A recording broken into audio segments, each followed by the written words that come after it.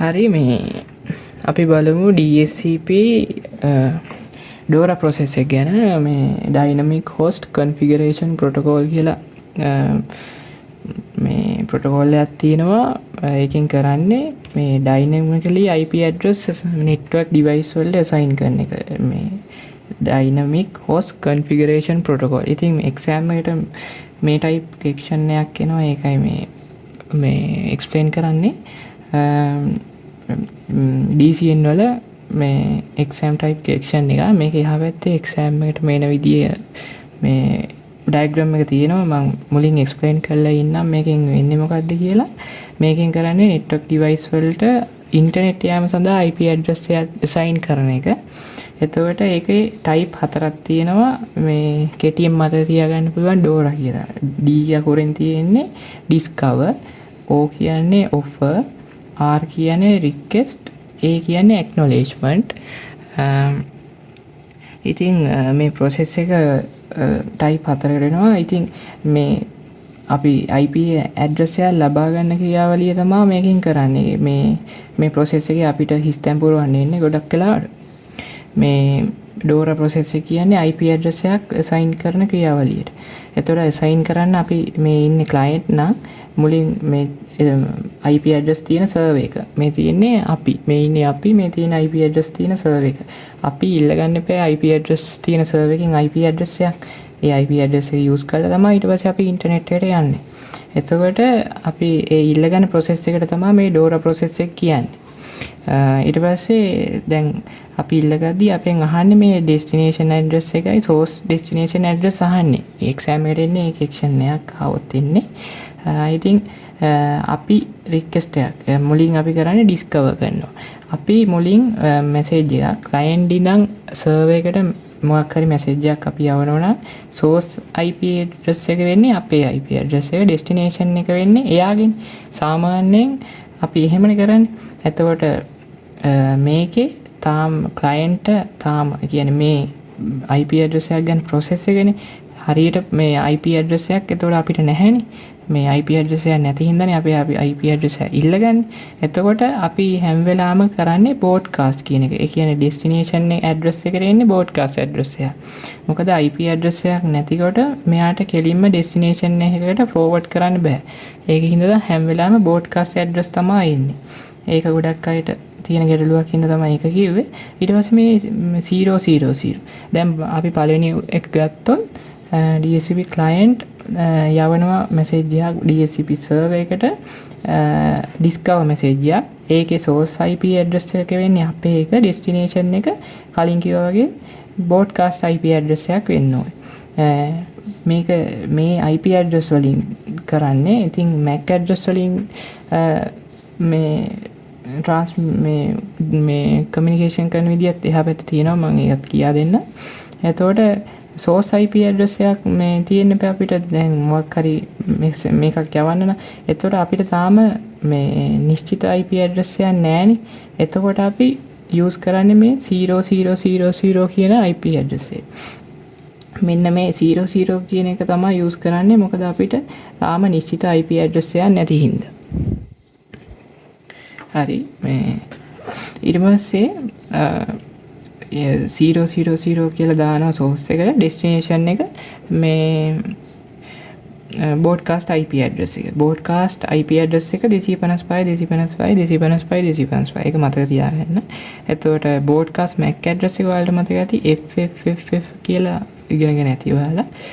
මුලින් discover message එක මෙහෙට යනවා කියන්නේ මේ දෙක එනවා. ඊට පස්සේ offer message එකක් එවනවා. දැන් මෙයා මුලින් කරන්නේ discover message එකෙන් server එකක් තියනවාද බලනවා. DSCP server එකක් තියනවාද කියලා හොයනවා. මෙහෙම broadcast කරලා මේ discover message එක. ඊට පස්සේ server එකක් හම්බුනාම server එක මං ඉන්නවා කියලා reply එකක් දෙනවා. මෙහෙම reply එකක් දෙනවා offer message එකක්. DSCP offer වලින් reply එකක් එවනවා. කියන්නේ server එකක් මෙයා ගිහිල්ලා හොයා ගන්නවා. ඒ හම්බෙච්ච server එකෙන් මෙයාට reply එකක් එනවා. reply එකක් එන්නේ your IP UID කියලා කියනවා.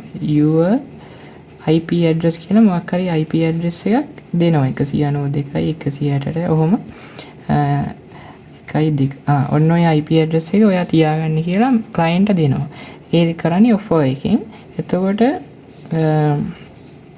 ඒ දෙනම ඇඩ්‍රස් දෙද්දී සෝස් එකයි ඩෙස්ටිනේෂන් එකයි අපෙන් අහනවා. එතකොට සෝස් එක වෙන්නේ මේ සර්වර් එකේ IP ඇඩ්‍රස් එක අපිට දෙනවා, ගානෙදි දෙනවා. ඒක තමයි සෝස් එක වෙන්නේ. ඩෙස්ටිනේෂන් එක යත් කරන්නේ මේ බෝඩ්කාස්ටිං.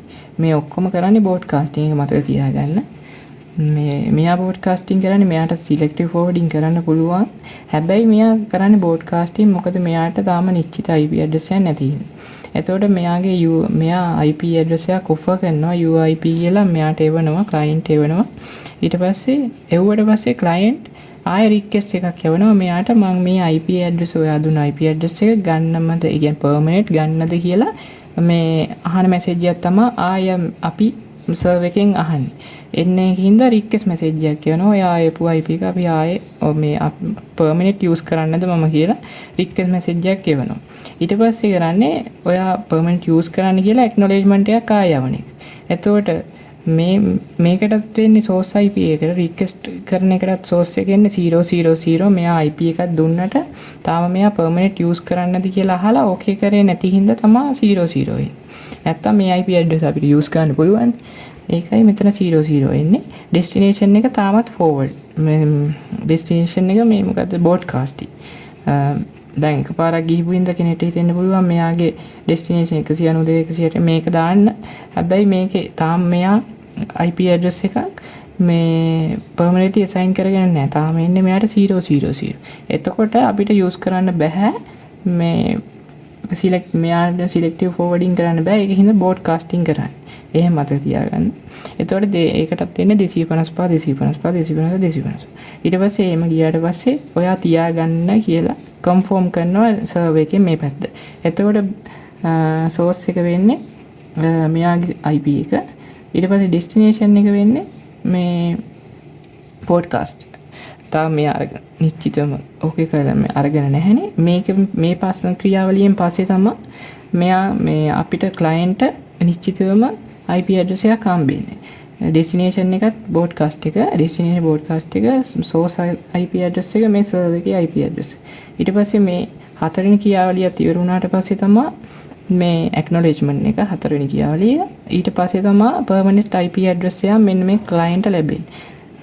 හතරවෙනි ක්‍රියාවලියෙන් පස්සේ මෙන්න මේ 192යි 168යි මම මෙන්න මෙතන ලියුව 1.2 කියන IP ඇඩ්‍රස් එක ක්ලයන්ට් ලැබෙනවා. ඔන්න ඔක තමයි සරලවම වෙන්නේ. මම next page එකෙන් පෙන්නනම් MAC address එක ගැන. ඉතින් exam එකට ආවොත් එන්නේ මෙන්න මේ වගේ ටික. මේ වගේ boxes ටිකක් එනවා. මේ පැත්තේ client DHCP server එක කියලා තියෙනවා. ඊට පස්සේ මෙන්න මෙතනින් පොඩියට IP address එක දීලා තියෙනවා DHCP server එකේ. ඊට පස්සේ මේ වගේ discover offer request ACK කියලා තියෙනවා. ඊට පස්සේ ඔයාලට තියෙන්නේ මෙන්න මෙතන A B C D E F G H කියලා ඇති. ඊට පස්සේ A B C D E F G H කියලා මේ හරියෙන් තියෙනවා. ඔයාලට තියෙන්නේ මේ හිස්තැන් පුරවන්න. ඔන්න ඔහම තියෙනවා. මෙතනින් අදාළ එක ලියන්න තියෙනවා. මෙතන 0.0.0.0 B එක 255යි ඔන්න ඔහම පුරවන්න තියෙන්නේ. එතකොට මෙතන source එක වෙන්නේ කලින් කියා දුන්න විදිහට මෙහෙම ගත්ත මේ පැත්තට යද්දි discover offer එක යද්දි මෙතන මේ address එක ගත්තා broadcast කරා. ආයේ මේ පැත්තට යද්දි මෙයාට IP address නැති හින්දා 00 දැම්ම මේ පැත්තට මෙහෙම මේ broadcast කරා. ආයේ මේක ගත්තා broadcast කරා. එච්චරයි මතක තියාගන්න තියෙන්නේ. මේවට එන්නේ ඔයාලට A B C D කියලා මෙතනට එන්නේ. ඔයාලට තියෙන්නේ පිළිවෙලට බලලා ලියන්න. මේ ටික හදාගන්න. නැත්තම් මෙතනම හිස්තැන් පුරවන්න එන්නත් පුළුවන් එක්සෑම් එකේ. මේ කම්පියුටර් බේස් එක්සෑම් එකක් නේ තියෙන්නේ. දැන් MAC address එක බලමු පොඩ්ඩක් අපි. මම පොඩියට MAC address එකෙන් ලියාගත්තා. මොකද MAC address එකෙන් ලොකු එන්නේ නැහැ. මේ IP එකෙන් තමයි අහන්නේ. MAC address එකෙන් ඇහුවත් ඉතින් ප්‍රශ්නයක් නැහැ. ඔයාලට එතකොට දෙන්න වෙනවා ඔයාලට client ගේ MAC address එක ඔයාලට දෙනවා. MAC address වලින් ඇහුවොත් මේ process එක මේ මෙතන අපිට වෙන්න ඕනේ මේ දෙකම දෙන්න ඉඩ තියෙනවා. අපි IP address එකක් DHCP server එකේ IP address එකක් දෙනවා MAC address එකක් දෙනවා. ඒකෙන් අපි තෝරගන්න ඕනේ MAC address වලින් මේ ගාන fill කරන්න කියලා ප්‍රශ්නේ තිබ්බොත් MAC address එක තමයි තෝරගන්න ඕනේ. ඊට පස්සේ DHCP discover එකේ source එක මේ ගන්නවා සෝස් එක මෙයාගෙන් යන හින්දා මෙයාගේ මෙන්න මේ MAC address එක අපි ගන්නවා. ඊට පස්සේ මේ destination එකට මේක දාන්නේ නැහැ. destination එක මොකක්ද? broadcast. අන්න හරි. දැන් මෙතන මම කලින් කිව්වා මේක තෝරගන්න ඕනේ කියලා. දැන් මේක මේ තෝරගන්න ඕනේ මේ පැත්තට මැසේජ් එකක් කියදී. නැතුව මේ destination එකට දාන්න බෑ මේක. අර කලින් කිව්වා වගේ මේ 255 තේරම මොනවාද මේ broadcast. දැන් මේ IP address වල මේ broadcast address එක තමයි මේ 255. MAC address වල broadcast එක වෙන්නේ FFFF 15 එහෙම හැදෙන්නේ. මේ මතක ඇතුව මේ destination එකට FF දාන්න ඕනේ මේ MAC address වලින් පුරවද්දී. ඊට පස්සේ offer message එකට මේ පැත්තට යන්නේ. ඒතකොට මෙන්න මේක දාන්න ඕනේ. මෙන්න මේක මේ server එකේ MAC address එක දාන්න ඕනේ. ඊට පස්සේ destination MAC එකට මේ broadcast MAC address එක දාන්න ඕනේ FFF. ආයි මේ පැත්තට යද්දී මෙන්න මෙතන MAC එක දාන්න ඕනේ client ගේ. ඊට destination එක broadcast. ආයි acknowledgement එක යද්දී මේ පැත්තට මේකේ මේ source මේ MAC address එක දාන්න ඕනේ. ඊට පස්සේ source එකට destination එක එකෙත් broadcast වෙන්නේ. ඔච්චරයි මතක තියාගන්න තියෙන්නේ. MAC address වලින් આવොත් මෙහෙමයි, IP address වලින් આવොත් කලින් මේ විදියට ගන්න තියෙන්නේ. DCN වල structured essay part එකේ එක ප්‍රශ්නයක්. ගොඩක් දුරට මේක આવොත් මේ ප්‍රශ්නේ මේ DCP වලින් આવොත් මේ ප්‍රශ්නේ එන්නේ. තව ප්‍රශ්න ඉස්සරහට මම වීඩියෝස් දාන්නම්. නම් goodbye.